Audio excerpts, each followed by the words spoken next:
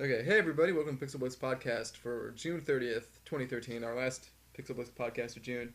Not a lot of news happening. We're going to talk about some of the recent stuff, but then we just thought, like, we've talked about E3 enough, we've talked about Xbox One enough. Yeah, we've been talking about, like, the big three for a while. And all so the news out of E3, and it's like, how much more can you wring out of that? So. Yeah, so we were really wanting to do, like, a little bit more of a throwback episode, but then we couldn't figure out how we were going to do it with our limited resources at the moment, which hopefully should be rectifying itself soon. Let's hope. Let's hope. Fingers crossed. I'm not very good at editing, as you've probably seen. Yeah, fingers crossed. We'll see what goes on. So we're just going to do another Wing It episode. So we'll start with the normal. Dave, what are you playing this week? Well, actually, since you were talking about Castlevania Symphony of the Night, last week or 2 weeks ago, yeah. I went ahead and bought it on the PSN. Good investment. Is it still $10? It was still $10. Yeah. I just kind of hoping it was going to be... That's a fair price. But for the amount... It's kind of weird, like, that Metal Gear Solid is still $10, and a lot of the Square Enix, especially the Final Fantasy RPGs, are still $10. Yeah. But then, like, there's the $10 list, and then there's the $5.99 list, which is awesome. So... Mm-hmm. You know, maybe we'll talk about some of my picks on the $5.99 list. But so I've been playing that. I've ran through the castle going one way, and I got myself up into the clock towers. Oh, so you're not that far in yet? No, I'm not really all that far. I've been playing it on hour and a half. Maybe 2 hours if we die a lot. So 2 hours for you? Just shut up. So you know, I've been doing that. I've just been playing at work, and my wife was like, "That looks like Castlevania," and I'm like, "That's exactly what this is." Yes. She's like, "Oh, that's awesome." So have you played Rondo of Blood? Isn't Dracula X the one? No. I didn't play the Richter one. Okay. No. I had it. Like when I had a PSP, I bought that version because it's like you can have Symphony of the Night as well, and I'm like, awesome, but it's an unlock, so you have to play through. Yeah, it's hidden somewhere. It's back there. Yeah, you've got it. Yeah, you got it. And I tried to play it, and actually, a funny story. I got that. There was a deal at Target, I want to say, no, Best Buy, where if you bought a PSP game, they gave you like $7 or $8 off. And they're just trying to clear out their PSP. Yeah, they were trying to clear it out, and that was like $9 or $10. So you got it for like $3. I got it. I was like, that's an awesome price for that game. For $3, yeah, that's a pretty awesome thing. I was not. I wish. Yeah, I agree with you. I wish Symphony of the Night and the original the other PC Engine game of Rondo of Blood were both unlocked in the beginning, or at least like fairly early on. Like if you played through the game once, the 3D remake once, that it would unlock both of them, but like they're hidden in the world, and you kind of have to go find them. Yeah, that was the one thing. I was like, I played it for like an hour or so, and I was like, man, this isn't Symphony of the Night. This isn't what I wanted. Like Symphony of the Night, honestly, was the first Castlevania game that I played for more than 20 minutes. And Symphony of the Night like did a really good job of like reinvigorating the series and turning it on its head. But I think Rondo of Blood is the best version of that classic Castlevania. You know, go through this level, and then like there's a split off, which was introduced. I think the branching paths were introduced in Castlevania 3, Dracula's Curse. Yeah. I remember correctly. I haven't played that game in a very long time. I don't know. I played the original Castlevania like when it was on a Play 10 or something. Just back here somewhere. Are you gonna dig for it? I'm gonna dig for it. Okay. Anyway, I played the original Castlevania on a Play 10, and I was like, wow, it kind of, sucks to play this game, because, I was used to something a lot more fast-paced, a lot more snappy when it comes to controls, so... Well, I think that is the best controls, but you really do have to, I want to say Ego Raptor said this, you really have to buy an engagement ring for your jump arc once you start it. Yeah, because there's no you're committed to that. There's no fluctuating. In like Mario, you can bounce around in air in a bit, but in Castlevania, it's like you are going where you're gonna land. Yeah. So it was not a good introduction. But when I played Symphony of the Night, I think I got it. It was like out of a lot of games that my mom and stepdad had bought. I don't know if it was an auction or if they got it off some guy. They got like, hey, we got all these games for $10. Go have at it. And we had 2 copies of Symphony of the Night. So I was like, all right. Symphony is one of those games I wish I owned a box, physical copy of now, because it's like $40. It's hard to find, yeah. Yeah. I wish I still had that copy. I don't think I do. I might though. I'll have to go look.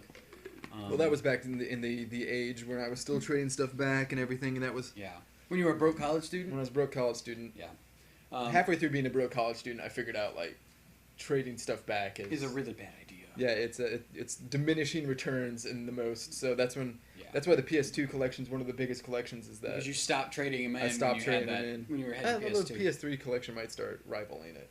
Well, yeah, because you've stopped trading games in at that point, and now you're just holding on to everything. The Wii collection will not ever get that big. No, because there's 8, 9 titles there. 10. Well, I got a couple borrowed out, and I got a couple downstairs. Oh, okay. So speaking of the PS3, I also put a couple hours into Last of Us this morning, and apparently at 6 hours in, I'm almost halfway through it. Yeah, really? It says like 40. When I looked at my save file, it said 46 or 45% of the way through the game. That's good. It's not bad. I haven't died as much in the last 2 hours as I had in the first 6.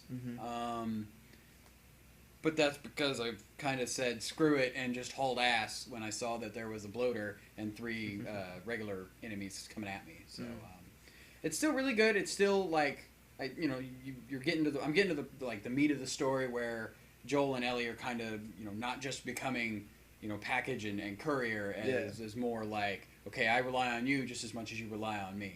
So that's good. That's the strength of that. Yeah, as everyone says, the story and the characters. Like the level that I was playing through is actually one of the E3 demos that they showed, where he starts out on the roof and he has to hop through different like a hotel thing. Yeah, like the hotel with the red walls and stuff. Yeah. So that's cool. Like the one thing is there's no as far as I could tell, there's no real way to tell that you're done killing all the guys in the area. Like, you just kind of have to feel it out and hope that when you stand up and you start running around scavenging, you don't run into a room with a bunch of dudes in it. Yeah. Because I've done that like 3 or 4 times, and I'm like, well, crap, there goes my, stealthy bastard maneuvers. But yeah, I mean, that makes sense in the game world. Yeah, because there's no, definite... it's not like in Gears of War when you finish off a horde mode round, you hear the gong, and then you have... Or some games when you finish off all the bad guys in the area, we'll go through the last bad guy does a slow motion death. Yeah, or like Fallout. Pain. Yeah. Yeah, where you kill the last guy that you're engaged with, and then you can get that thing. So that's pretty much all I've played. I've played a little, I've been playing WoW a little bit. My wife wanted to play, so I set her up a 10-day trial, reactivated her character, and had to reteach her how to play her character, even though I don't play her character class. So yeah, but that's good. It's a bonding activity. Yeah, it's fun to do, and if she wants to do that for a couple hours a week, I guess that's worth $15 a month. Yeah. Hopefully they drop the sub a little bit, but I doubt that. No, they're making money. They're not going to. Oh no, they're making money hand over fist with that game. So. Yeah, especially considering the upkeep cost has to be nil at this point in its life cycle. Well, yeah, and their customer base has dropped off a lot. Like their peak was 12 million a couple of years ago, and now it's probably, from what I understand, it's down in the 7 to 8. So it's almost halved itself. Well, that's But it's still more active players than any other MMO. Probably almost all the other MMOs combined. What about Dragon Quest? Dragon Quest Online? Yeah, Dragon Quest 10. I don't know actually, but there's no subscription fee associated with that, is there? I don't know. But it still hasn't come over to the States, which is weird. Yeah, well, and because they said they're like, we're gonna bring the Wii and the Wii U version over, and I was like, sweet, I can play it on my Wii because I love Dragon Quest. And then they're like, no, we're canceling the Wii version for the United States, and now they're talking about canceling the Wii U version for the United States. Well, and Phantasy Star Online 2 has not come over here yet. There's not even mention of a U.S. release for the Vita version. Yeah. I think Sega just knows that. Has a feeling that there's not that big of a market in the U.S. for this game. Yeah. But if you really want to play it, you can... I have PlayStation... You have PSO on your PSO portable on the PSP. I love that game. Yeah, and it was a fun game, right? I liked PSO on the Dreamcast, even though all I had was the crappy dial-up internet. But yeah, I have a feeling that game is not going to come out here. But if you want to play it, you can set up a Japanese account. It's weird that, once again... Get a translation package. And we've talked about this before, where... I feel competition is good in most things, but when there is one console that is the supreme, far in advanced, high, the front runner by a mile. The front runner, that's a good point. The front runner by a mile that has the technology that, is maybe not top of line like the PS2 wasn't as big as it wasn't as fast as the Xbox, but is sustainable. You do get a lot of, especially the import titles. Yeah. That just wouldn't have come over here anyway. And in this generation with, right now the PS3 barely leading over the Xbox 360 and catching up to the Wii, you know, the Wii totally dying off in terms of the retail market and stuff like that. Well, and the Wii U's not doing that great either. Well, but there's really no clear winner. Mm-hmm. So when they talk about bringing out a game like, let's say, Phantasy Star Online, or well, here we go. Here's a good example. They were talking about bringing a game like Dragon Quest X to the Wii. Like, the Wii doesn't have that many active users. Like, is there really the market for this? So many other games we brought out for the Wii have not done well. Yep. And at the end of the day, like, you're still looking at that number of the Wii only has like a mid 80 million. I mean, it has a huge install base, but how many of those people are actually going to want to play Dragon Quest X? Versus how much is it going to cost to port it over and localize it? Will they make a profit? Will they even break even on this game? Like, the math keeps going down, whereas, like, let's say it was the PlayStation 2, where at this point in its life cycle, the PlayStation 2 was just cresting 100 million. Yeah. You know, the Xbox and the GameCube didn't have 20, the Xbox didn't really even have 40. Yeah. Like, they were like, oh yeah, there's definitely a market for this on that system. Yeah. With that audience. And it's just like this last generation, you know, for the longest time, the Wii was that front runner, but it also had that reputation of, oh, well, it gets a lot of shovelware. So yeah, and people weren't buying, like, they released games, like, they released Dragon Quest Swords on it. Mm-hmm. Dragon Quest Swords didn't do well. No. They were like, they started eking back some of their plans. Yep. And it was just kind of like, I feel this generation has lost a lot of that. I feel like we're back in the days of the Super Nintendo and the Sega Genesis, and even into the Nintendo 64, where those games didn't come over. Yeah. Like, it wasn't until the PlayStation 1 super took off with Final Fantasy VII everywhere. Yeah. That, like, they were like, okay, we'll start giving you guys RPGs, and they're like, oh, you like RPGs, we'll start giving you these weirder titles. Yeah. Yeah, like, oh god. And that carried into the PlayStation 2 even. Yeah, what is it? Persona. Like, those Persona games never would have come out here. It had the PSP not sold as well as it did. Yeah. Had you know, it not been a big thing in Japan, so you know. Well, and even the Persona titles that those are kind of weird, but there are weirder games. Yeah, on the PlayStation Portable, on the PSP, like, even those titles, it was like fan demand coupled with, okay, the PSP in the United States has crested this number. Yeah, we've hit this sales point. Now we can start releasing these goofy, weird games. Yeah, they're like, the fans really want Persona, so let's redo the first Persona and release it and see what happens. And they're like, oh, they did buy it, so okay, we'll keep going. Yeah. And the Wii hasn't really had that.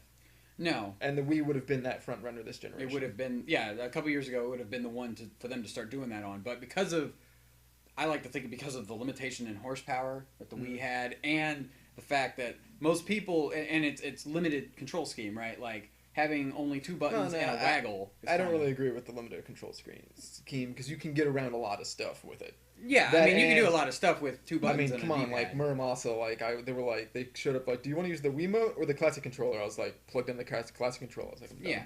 Yeah, so I mean, you can do that, but I mean, like, out of the box, like, you can't guarantee that everybody has a classic controller. Yeah. You know, that's the problem. Like, I think had the Wii had a bundle at some point that said, hey, you get, you know, your two Wiimotes and a classic controller, that would have been, you know, good, because a lot of people, like, I personally... But Nintendo really wanted to push that. The Wiimote and the nunchuck and all that, yeah. And for certain games, like, I'm looking at Sin and Punishment Star Successor, like, that's the best way to play a Sin and Punishment game with that pointer. Yeah, that could be... I can see that. But, like, right next to it's this new Super Mario Brothers Wii, which does take advantage of the limited control scheme of just having two buttons. Well, because you jump, you pick up, and then don't you have to, like, shake the controller in air to do the little spinny jump or something? Spinny jump, or you shake the controller to pick someone up, I think. Oh, okay. But right next to Super Mario Brothers Wii is Legend of Zelda... Skyward Sword. Twilight Princess. Oh, Twilight Princess, yeah. And I think Twilight Princess is worse because it shoehorns you into that control scheme. Yeah, it does. It's if you're going to play Twilight Princess, play it on the GameCube. Yeah, which is the reason the GameCube version right now is still going for 2 to 3 times what the Wii version is. Yeah, well, I mean, I played the Wii version, and I played, you know, like 3 hours of it, and I've actually played both versions, and it's weird because they flipped the Wii version. Yes. Because more people are right-handed than they are... Because apparently Link is left-handed. Yeah, Link is traditionally left-handed. So apparently because Shigeru Miyamoto is left-handed. That makes sense. I don't know that for sure. But I mean, if you look... That was the rumor I've always heard. If you go back and look at some of the sprites from, like, the Super Nintendo version, he always holds the sword on whatever side is facing you. Yeah. So...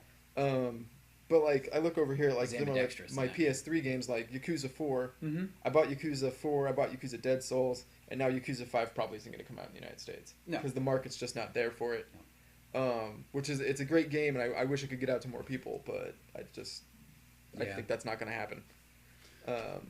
So we've talked about what I was playing and a lot of other stuff. What have you been up to? I've had once again. I'm feeling better, so I can play games for a little bit longer than before. Put a 2-hour minimum or cap on it instead of a 1-hour cap. Yeah, I still have to kind of lay down quite a bit.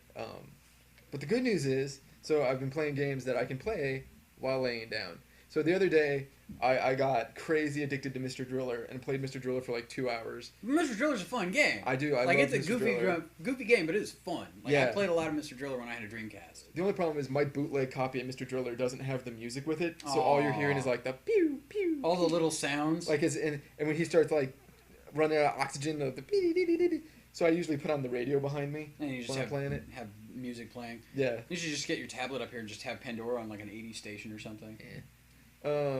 But so then I got tired of Mr. Driller. Well, I didn't get tired of Mr. Driller. You took a break. Yeah. I did, you know how you can do the, I think it's 1,000 feet drop, or the 50,000 feet drop. Like it's a big difference. I was doing the 50,000 feet drop and only getting to like the mid-20s and dying every time. Oh, okay. Yeah. So I was like, I can't. I'm getting frustrated. So then I went and played my Japanese version of Yoshi's Cookie for like 2 hours, laying on my back. And then I played something that I had never played before. Well, I had never owned before. I had played it. You played it. And I played it for about 2 hours, and I didn't really know what I was doing. But then a thunderstorm came up, so I had to stop. Well, yeah, because it was like all of a sudden it was Friday or Thursday, something like that. Yeah, like it was just like the sky went from like nice and normal to black, to like dark, and I was like, that's what happens in Kansas City. You're sitting there, it's nice, and then it just turns black. Yeah, it was like all of a sudden, like I was like, yeah, everything's dark. Did it get dark? Is it like 9:30? I looked around. I was like, how late is it? Like I went out because I don't have a clock in my office. Oddly enough, I just realized. You should totally have at least one. Yeah, but I went around. I went outside of the window, and it was just like sheets of like bullet-sized, like horrible rain. Yeah. Just driving rain, and like all of a sudden lightning started flashing. Yeah. And like the house shook a couple times, and I was like, this is a cartridge game. I need to turn this off. Yeah. Because if there's a power surge, I could burn this cartridge, and I could and definitely fry my GameCube. So the game I was playing was Pokemon Yellow, and I had never owned a Pokemon before, and I'd always said I wanted to get Pokemon Yellow. Yeah, because you start with Pikachu, right? You start with Pikachu because it's like the series, which I had watched the series. The series came out when we were in like. It was like middle. No, it was high school because I just remember watching it in the mornings before I went to school. Yeah, it was my first. I'd watch it with my brother and sister, and we'd sit and watch that, and because I was that nerdy kid in high school that played fucking Pokemon.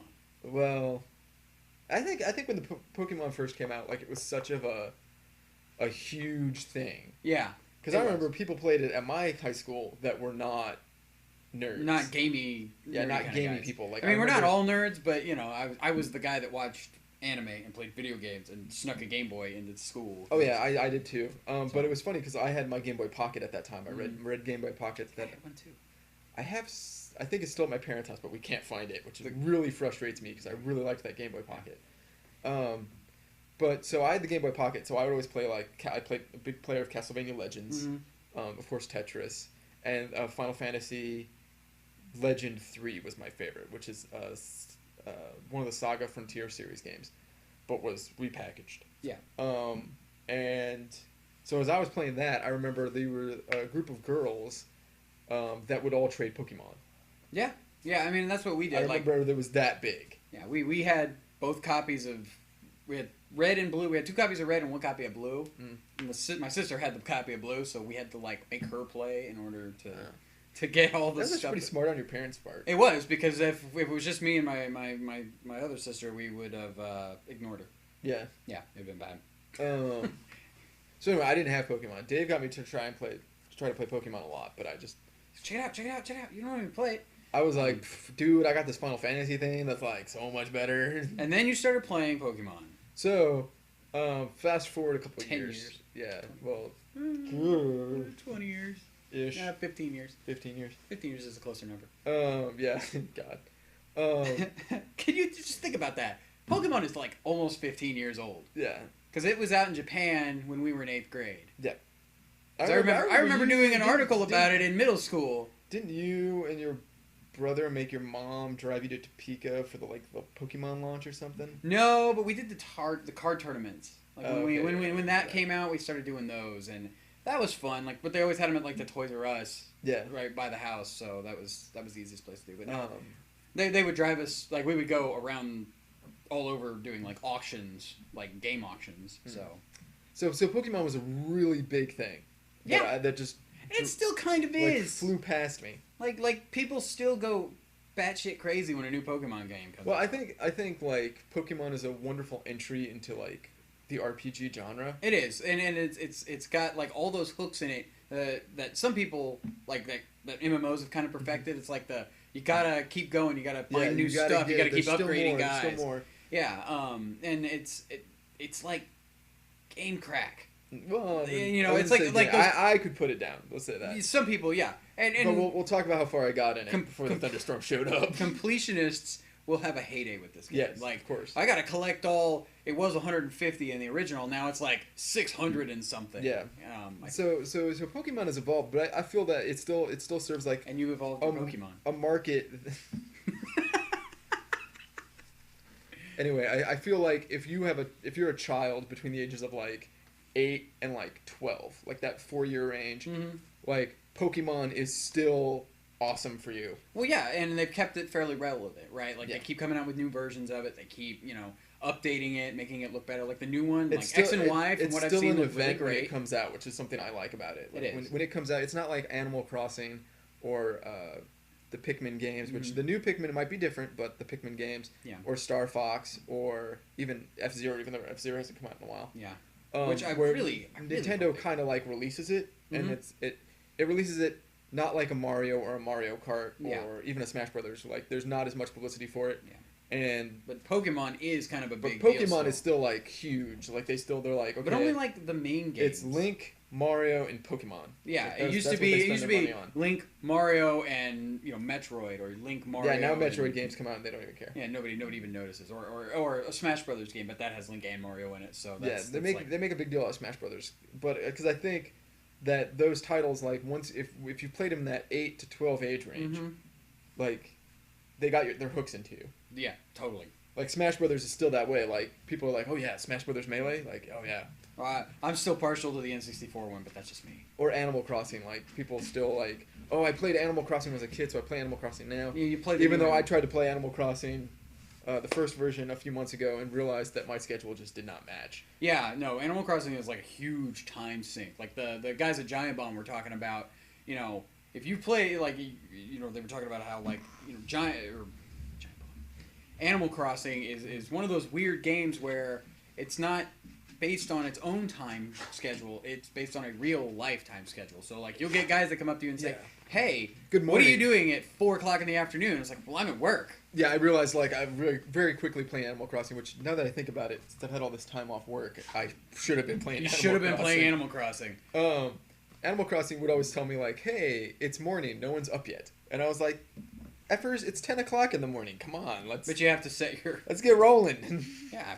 Wake up. This is when I have time off, and then I'd come home after work, and they'd be like, "Oh, it's 9:30. Everybody's asleep." It's 9:30. Everyone's asleep. Like, no, they're not. Like, come on, where's KK Slider? KK Slider stays up late. No, KK Slider don't stay up late. KK Slider stays up late. Like, you have to admit, KK Slider is the type of dog that'd be like, "Fuck it, it's 3:00 in the morning. Let's party up in this motherfucker." Yeah. That's how KK Slider sounds in my mind. Yeah. So you got how far since before that? Okay, so I start Pokemon. I go in. In Pokemon Yellow, they have that awesome intro, and it says Pikachu. Yeah. Like it actually talks to you, which I was like, oh, the fact that they did that on the Game Boy was pretty pimp. But I mean, that was pretty close to the end of the Game Boy life cycle too. Well, all the Pokemon stuff was. This was one of those cartridges that was like, you could play it on a Game Boy. You could also play it on a Game Boy Color. Yeah. And the Game Boy Color version isn't bad. Well, but it's not bad, but it's always one of those things like. I think all the Pokemons were like that, because if you played them in a Game Boy Color, they had a colored intro, but then the game itself wasn't that colored. Like, for me right now, like, when you battle Pokemons, the Pokemon are single colored. Yeah, there's one like, you get a yellow for your Pikachu and a green for whatever you're fighting. Well, but or brown, or whatever color's appropriate. Yeah, and whatever color it can fit into the palette scheme. Yeah, at the moment, there's been a lot of Pidgeys, so I've seen a lot of brown. Lots of brown. And I only have my Pikachu, so... But we'll get into that. So anyway, but when you're walking around the village, like it'll be all purple, and then black and white. Yeah, you know, so it's a pretty limited color palette anyway, because I think it could have. So it's not like my Dragon Quest games where it's like actually colored in. Like the mountains are a different color than the grass that is right next to them. Yeah. So, but I've been having fun with it. Oh yeah. I had a lot of fun. So I start out and it gives you the option like, do you want to name your character? Or do you want to call him Ash or John? Do you want to call him like Red or Ash? And I was like, oh, his name's Ash. And then it's like, who do you want to name your rival? And I was like, oh, the rival's named Gary. I remember that. And it's funny how like the Professor Oak is this guy's grandpa. It's like, oh, I forget his name. It's like, well, and then like for the rest of the game, like Gary is like an unrepentant asshole. He is. He's like a complete dick. Every single time I've seen him so far, he's just been like, hey Ash, my Pokemon are way better than yours. Your mother, like, what the hell, dude?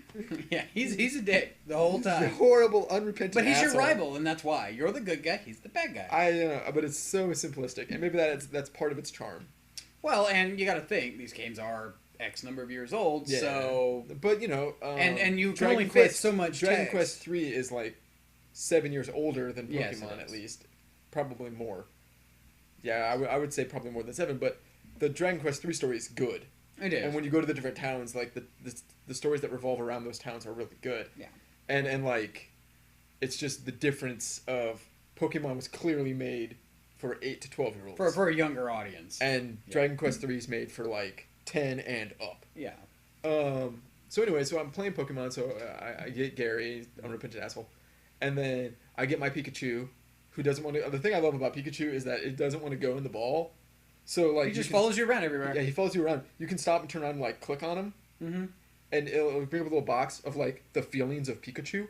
Yeah, and he'll be like, Pika, Pika, Pika, Pika, and like the first time I fought Gary, I was winning against him, and then he did a paralyzed attack on my Pikachu. I think it was part of the story that I had to lose, but he did a paralyzed attack on my Pikachu, and like my Pikachu had full life, and like.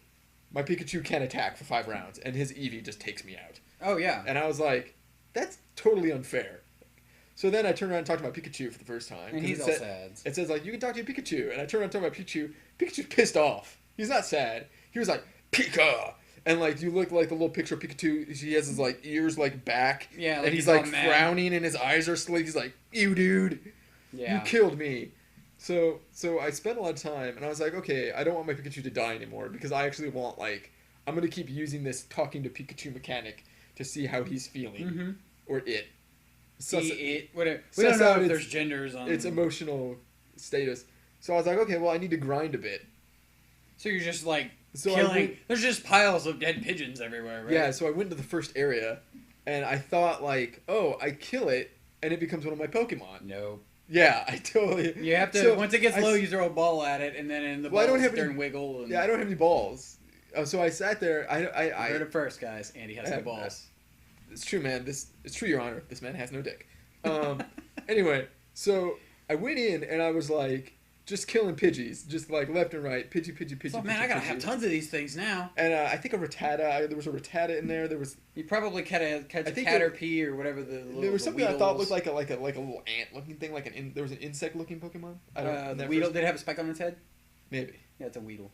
Anyway, so I'm just going around killing these things, and I spent like 2 hours just doing grinding my Pokemon for my Pikachu. And I get to the next village, and I get the package. You know, they give you a package, like, give this back to Dr. Oak.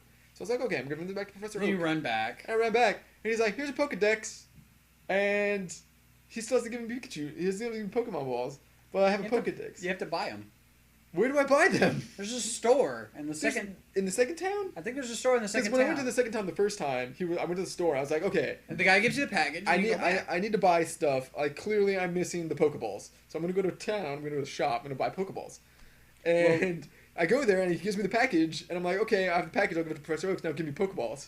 I've built up money. I need Pokeballs. Yes. And he's like, no. The store's closed. Screw you, get out of here. And I was like, no. So you go back to the second town, I think. And then so by that point, the thunderstorm had showed up in real life, and I was like, I'm going to stop playing Pokemon. So I'm wondering if I've now over-leveled my Pikachu. What level is he? Oh, I don't... Like 8, 9?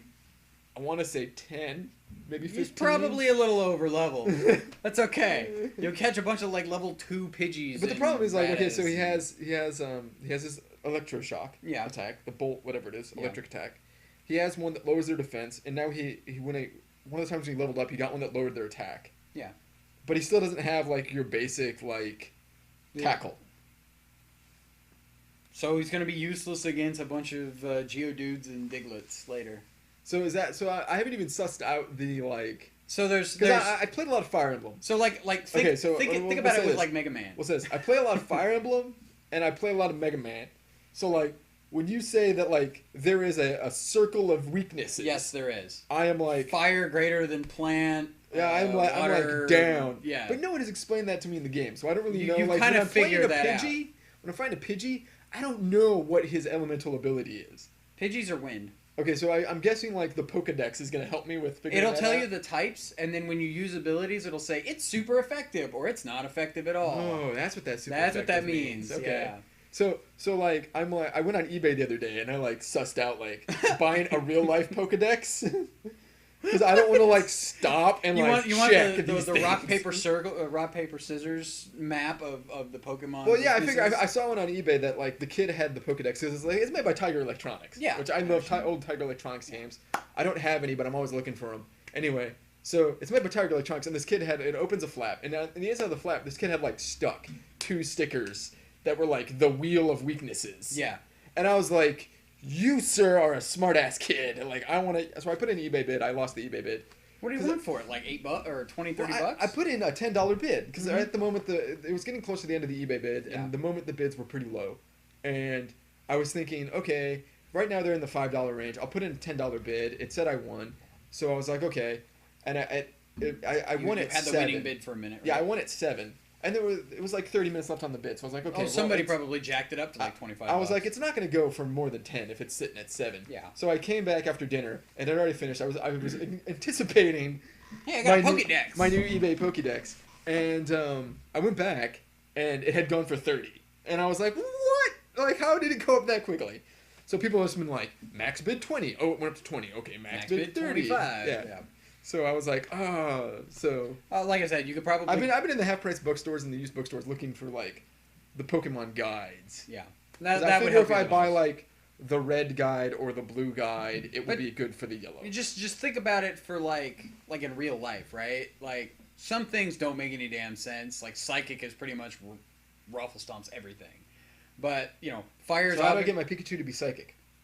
I don't know if you can do that. I think they might get one ability, but you'll get Psychic Pokemon later, like the Abras and Kadabras and Alakazams.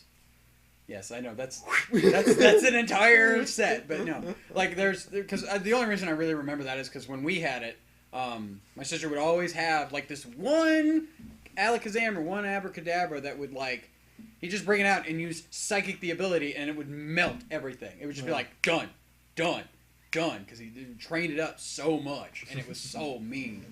It was like, damn it. I had to find something that was anti-psychic, and I can't remember what that is. Okay, well, put it in comments. Give me tips for playing Pokemon, because I'm going to be playing it this next week while I'm at home. Hopefully I'm not at home all week, but we'll see. But so that's what we're doing. That's what I'm doing. And so let us know in the comments. I know it's kind of an off episode. Hopefully we'll get back to our more normal stuff. Kind of rambling and whatever, but that's okay, because it's kind of fun. Yeah, it's kind of fun. But we'll see you guys next week, of course, as always. So don't forget to spay and neuter your Pokemon, which now has a total other level of meaning for me. Well, you know what? I will never spay Pikachu. The problem is, in the original Pokemon, there's only one Pokemon that actually has a male and female version. Jigglypuff? I'm waiting to get Jigglypuff. I'm like super psyched to get Jigglypuff. Jigglypuffs are, I think, rare, and I think depending on the version, you can only get Jigglypuff or Clefable. Jigglypuff. I must have Jigglypuff. It was one of the two. Let me know if you know in the comments. Let me know if Pokemon Yellow has Jigglypuff, because I must have Jigglypuff. Yes. That was my favorite Pokemon as a kid. I loved that thing. It was so hilarious. Because it sat there and sang and made people sleep. It was so hilarious. Yes. Okay, later.